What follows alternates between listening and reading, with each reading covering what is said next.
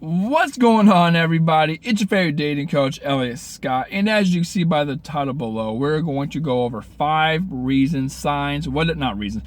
signs that a guy cannot be trusted. Now, but disclaimer, there's probably 155 reasons why a guy cannot be trusted.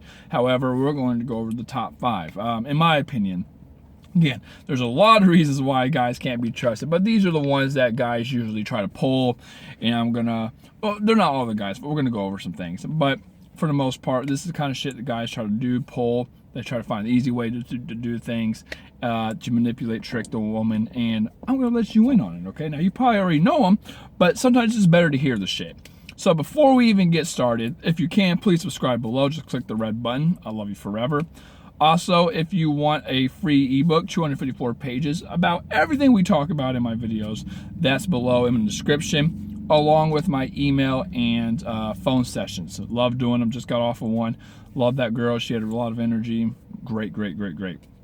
So, jumping right into number 1. Now, women, you know this. I say it all the time. You know it, but I have to say it. I still have to preach it, girl. I gotta preach it, girl. A guy goes by words and not actions. Now, the reason guys do this is because we know that women are more emotional. They're better with communication. They're better with rapport and chemistry and things like that. And for a guy, it's just easier to tell a woman what she wants to hear instead of trying to prove it or provide, okay? When a guy doesn't truly care, or he has that unhealthy ego, he's going to go this route and tell a woman what she wants to. Oh, I like you. I promise I didn't cheat. I promise this. I promise that. I really do love you. I swear, to get in her pants, to get out of bad situations, whatever it is, to have his cake and eat it too. He's going to go this route just because it's much easier for him. So if you see a guy who keeps on going down this route and pulling this bullshit instead of actually providing and satisfying and showing you that he's the shit and what he's saying is actually true, don't trust him, okay? Simple as that. It's easier said than done, but it's pretty self-explanatory. The second one I would say is he pulled this shit before. Maybe not with you, just in general. I'm not going to say a cheater's always a cheater, but a cheater will always have cheating tendencies. I'm a true believer in that. It takes, like I always say, when people do these type of things, when they hurt other people or these kind of things happen, it takes a certain type of person to do that, right? It really does take a certain type of person to do that.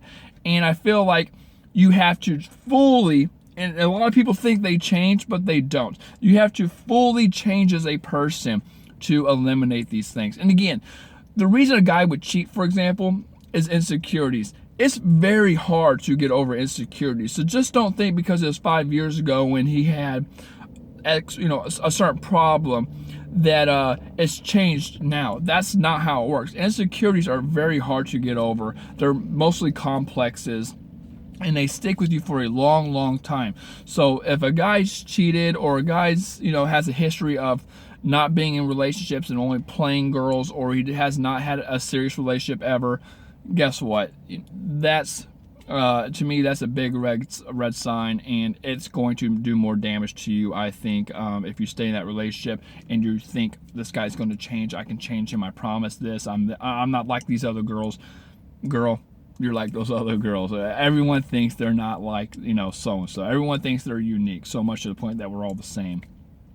Number 3, I would say you, yes, not him, but you have a like-dislike bias towards him. Now, if you don't know what that is, a like-dislike bias is basically where if you try to justify something by your like or dislike for it. So, for example, we'll use politics right now. If you like Trump, you're going to have a lot of like towards him.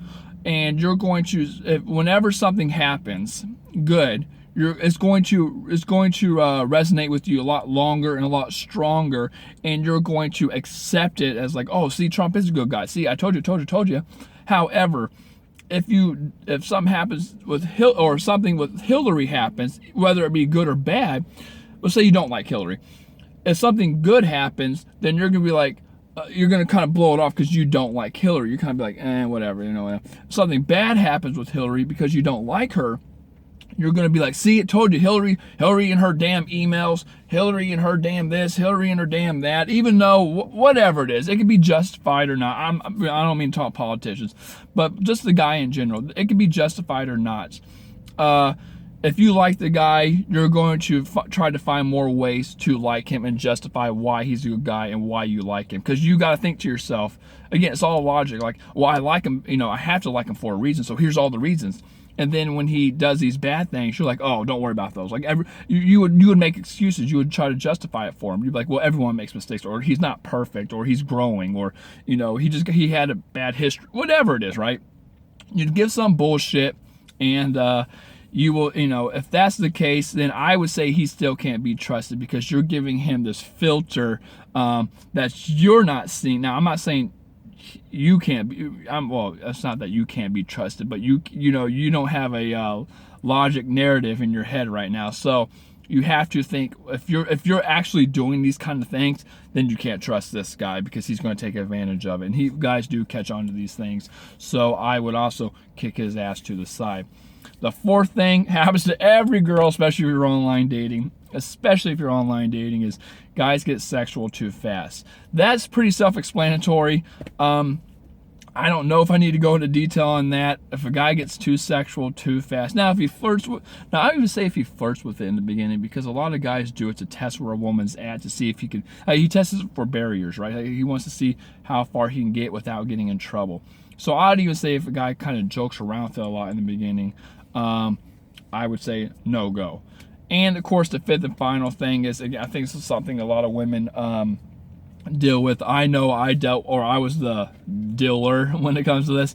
You're too much of a sweet talker. I remember at one time I was trying to get too smooth, and I was, women are like, dude, like, you're cool, but I don't trust you. You're too smooth. Like you're trying. Like I would always have a comeback for something, and I'd always act like like nothing phases me. And this, I always say, like and love and attraction is just natural. It just unfolds naturally.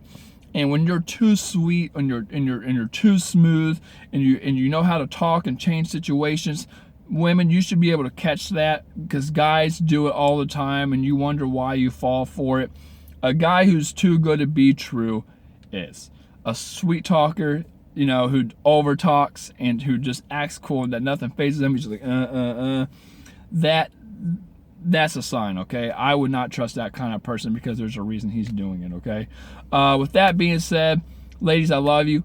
Don't trust a man when he has these signs. I'm telling you, women fall for it so much, so much. It's not even funny, but it's not worth it. These guys are not, healthy egos, or don't have the healthy ego. They need some managements. Probably I won't even say some dating coaches for them, because they don't know what the hell they're talking about half the time. But with that being said, I love you, ladies. Take care and peace.